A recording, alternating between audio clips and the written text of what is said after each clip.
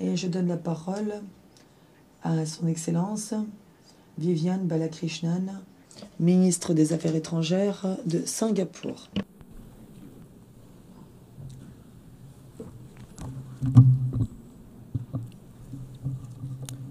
Madame la Présidente, Excellence,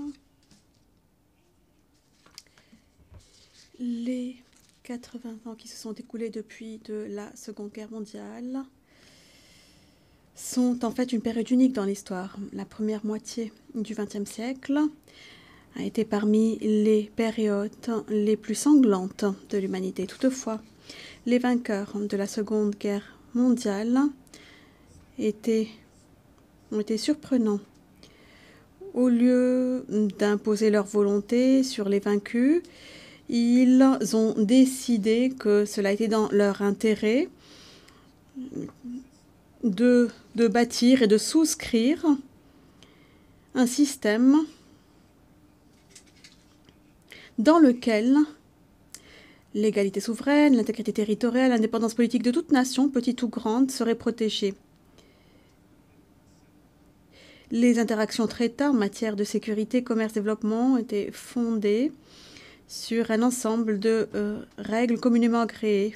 Sur le droit international et la confiance, les objectifs ultimes étaient la paix, la prospérité, le progrès pour tous. Et au cœur de tout ce système, pièce maîtresse, les Nations Unies et la charte de l'ONU. La charte des Nations Unies nous offre un cadre pour gouverner les interactions entre États souverains. La CIJ était l'organe judiciaire principal de l'ONU. Il offre aux États une instance pour régler les différends en matière d'état de droit. Pour les petits États, c'est un système qui opère sur la base des principes et le droit international. Et ce n'est pas la loi du plus fort. La stabilité, la prévisibilité de ce système permet à tous les pays de développer leur économie, de faire levier de leurs forces respectives et d'accélérer le développement. Nous avons vu dans ce contexte une diffusion sans précédent de technologies, d'idées, de propriété intellectuelle. Le commerce a cru de manière significative et les entreprises ont construit des chaînes d'approvisionnement fondées sur les principes de l'avantage comparé et l'efficacité. Singapour, en tant qu'économie petite et ouverte, a pu bénéficier de ces méga-tendances. En 60 ans, notre PNB par tête est passé de $500 américains en 1965 à peu près 80 000 $ américains aujourd'hui. Ce système multilatéral basé sur le droit international nous a également aidé à gérer les biens communs. Par exemple, la Convention des Nations Unies sur le droit de la mer, l'UNCLOS, définit le cadre juridique à l'intérieur duquel toutes les activités dans les océans et dans les mers peuvent se produire. Il offre liberté de navigation et de survol comme droit universel, essentiel pour les États et villes insulaires tels que Singapour qui dépendent du commerce. Cela jette les bases également des efforts de coordination à l'échelle mondiale en matière d'élévation du niveau de la mer, pollution et perte de la biodiversité.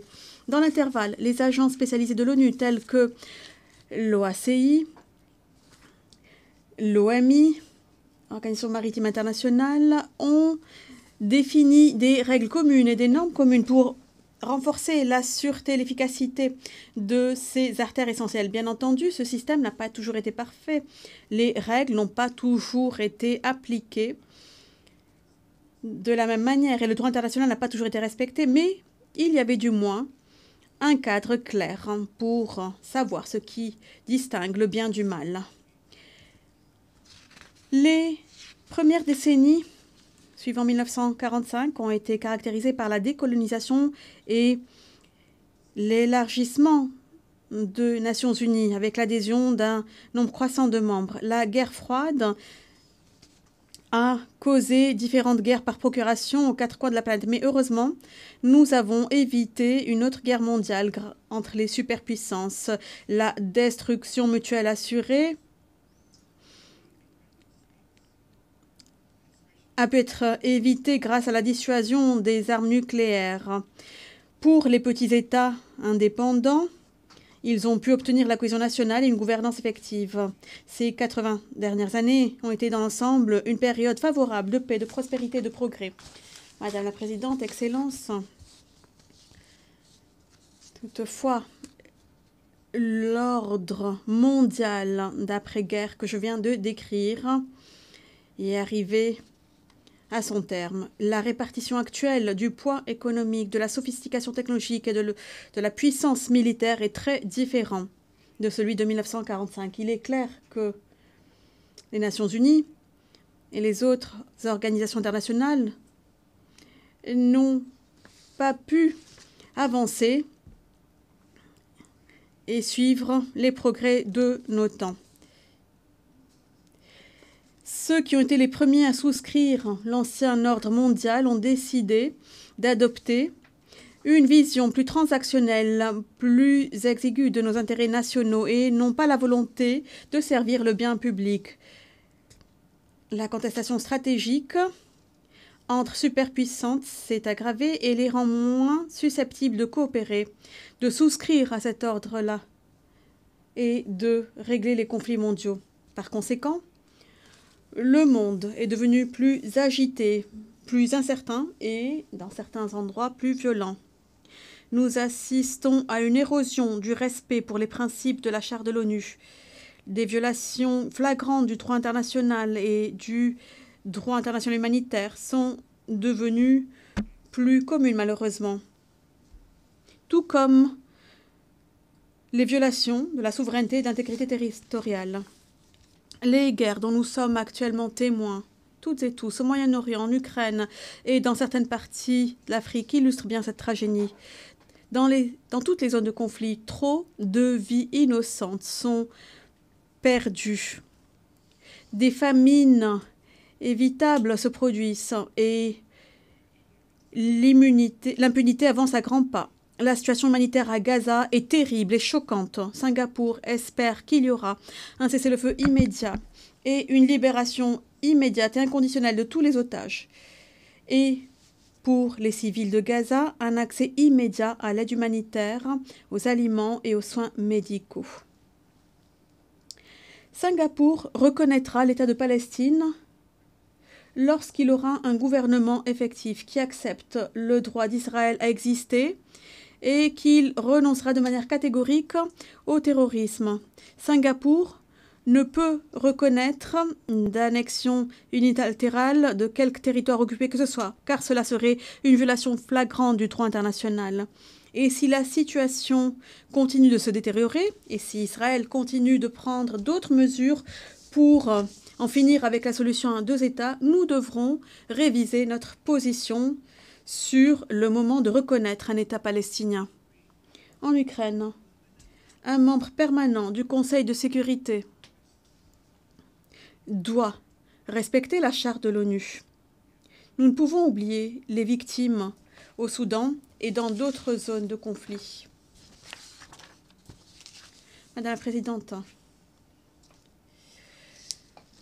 toutes ces changements géopolitiques ont également perturbé le système commercial multilatéral. Après des décennies de libéralisation commerciale progressive et d'investissement qui ont ouvert des opportunités et apporté prospérité aux 4 coins de la planète, nous voyons aujourd'hui ceci en risque. Les contrôles des exportations, les tarifs douaniers sont utilisés comme levier pour garantir un avantage unilatéral, y compris les questions connexes non commerciales. Le rejet du principe de nation la plus favorisée, qui est la pierre angulaire de l'OMC et des systèmes GATT, érode un système multilatéral fondé sur les règles transparentes et donne lieu à un système où les accords commerciaux ressemblent de plus en plus à des combats de boxe bilatéraux au détriment de petits États dépendants du commerce. Dans un monde aussi fragmenté que celui-là, le risque est d'aggraver la tragédie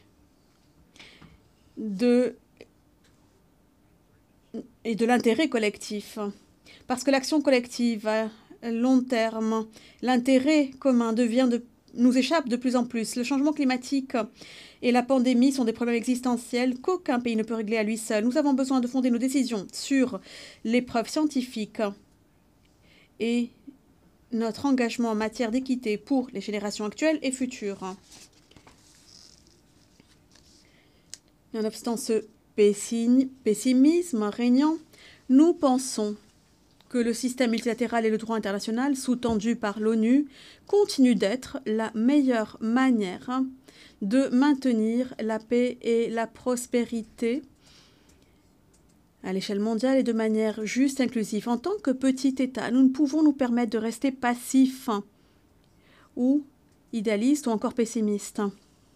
Nous sommes ici pour lancer un appel afin de redoubler d'efforts en matière de multilatéralisme fondé sur le droit international. Même les petits États et les puissances moyennes ont un pouvoir d'action et une autonomie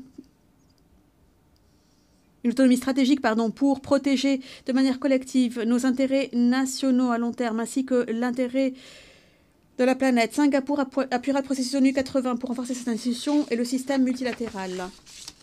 Il y a une bonne nouvelle, c'est que le système multilatéral continue de fonctionner. Quelques exemples.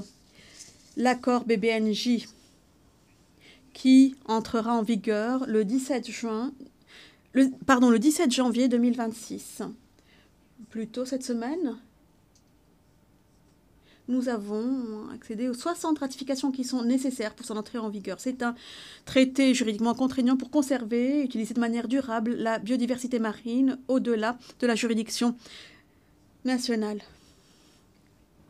Et nous félicitons Madame Renali, ambassadrice Renali, de droit international pour Singapour, qui a présidé les négociations qui ont mené à l'adoption par consensus de l'accord historique du BBNJ en juin 2023. En juillet, pour vous donner un autre exemple, nous sommes arrivés à un consensus sur le rapport final du groupe de travail à composition non limitée sur la cybersécurité. Il s'agissait de renforcer le cadre normatif pour le comportement responsable des États en matière de cybersécurité. Nous avons convenu également de mettre sur pied un mécanisme mondial sur la cybersécurité comme instance permanente pour ces travaux au sein de l'ONU. M. Burhan Ghafour, le représentant permanent de Singapour à l'ONU, a eu l'honneur et la charge de présider ce groupe de travail à composition non limitée ces 5 dernières années. Un troisième exemple encore. En 2024, 2 traités de l'OMPI en matière de propriété intellectuelle. Le traité de l'OMPI sur la propriété intellectuelle, les ressources génétiques et les savoirs traditionnels associés, ainsi que le traité de Riyad sur le droit des dessins et modèles ont été conclus sous la houlette de M. Darren Tang. Ces exemples nous démontrent que même en ces temps turbulents, il est possible de se rassembler autour de nos biens communs. Il est possible d'assurer un accord et un consensus. Cela ne signifie pas que nous allons arriver à un accord sur une de toutes ces questions, mais il est essentiel que l'ONU reste une enceinte où le dialogue et la discussion se poursuivent, même sur les questions les plus contestées, les plus polémiques. La clé pour ce système multilatéral, pour les petits États, est le droit international. Et je vais vous annoncer que Singapour a l'intention de désigner l'ambassadrice Renali comme candidate à la Cour internationale de justice, qui est l'organe judiciaire principal de l'ONU. Cette nomination illustre bien le profond attachement de Singapour au respect du droit international et son soutien à la CIJ. Si elle est élue, l'ambassadrice Lee sera la 2e personne et la première femme d'Asie du Sud-Est à siéger à la Cour. Madame la Présidente, alors que le monde a changé de manière radicale ces 80 dernières années, il est clair aussi que l'ONU a besoin de réformes pour être adaptée à ces changements. Nous avons besoin d'une ONU représentative, inclusive, qui reflète les réalités actuelles. La charte de l'ONU octroie au Conseil de sécurité de l'ONU la responsabilité principale pour le maintien de la paix et la sécurité internationale. Là encore, il y a clairement besoin d'une réforme pour lui permettre de mieux s'acquitter de son mandat. Le recours accru au droit de veto par les 5 membres permanents doit être limité. Et tous les autres membres doivent parvenir à un accord sur la manière d'exercer ce droit de veto à l'avenir. Nous félicitons les membres élus du Conseil pour leur rôle. Cela donne plus d'autonomie à tous les autres membres de l'ONU au moment de s'attaquer aux questions urgentes à l'étude. Nous pensons également qu'il est important de renforcer les liens entre le Conseil de sécurité et l'Assemblée générale. Nous avons besoin d'une organisation des Nations unies et qui serve les citoyens lambda, de l'eau propre, l'éducation, la préparation à la pandémie, la mobilité sociale, des emplois, une architecture financière internationale qui apporte stabilité et des perspectives ainsi que du progrès pour toutes et tous. Voilà les pièces maîtresses qui permettent le développement durable et la dignité humaine. Les engagements pris au sommet de l'avenir l'an dernier démontrent notre détermination collective de mettre en œuvre les ODD. L'ONU doit être prête pour l'avenir et doit puiser tout le potentiel des technologies émergentes telles que l'intelligence artificielle comme une force pour le bien, une force du bien. Des échanges multilatéraux, précoces, constructifs, inclusifs sont essentiels. Une force de transformation de l'IA peut aider à prévenir les conflits, à maintenir la paix et dans les opérations humanitaires. Mais cela nécessite également des garde-fous pour pouvoir puiser là-dedans de manière responsable. Madame la Présidente, Excellences, notre Premier ministre des Affaires étrangères l'a bien dit en 1965 dans son discours devant cette auguste assemblée. En dépit des cyniques qui préfèrent prêter l'attention sur les défaillances, Singapour a confiance dans l'avenir des Nations unies, tout simplement parce que sans celle-ci, il n'y a pas d'avenir valable pour l'humanité. Ce sont des mots qui sonnent encore très vrais, qui résonnent aujourd'hui. Ensemble, nous devons garantir que cette institution continue de servir l'humanité. C'est son meilleur espoir de paix et de prospérité pour nous toutes et tous. Je vous remercie, Excellences.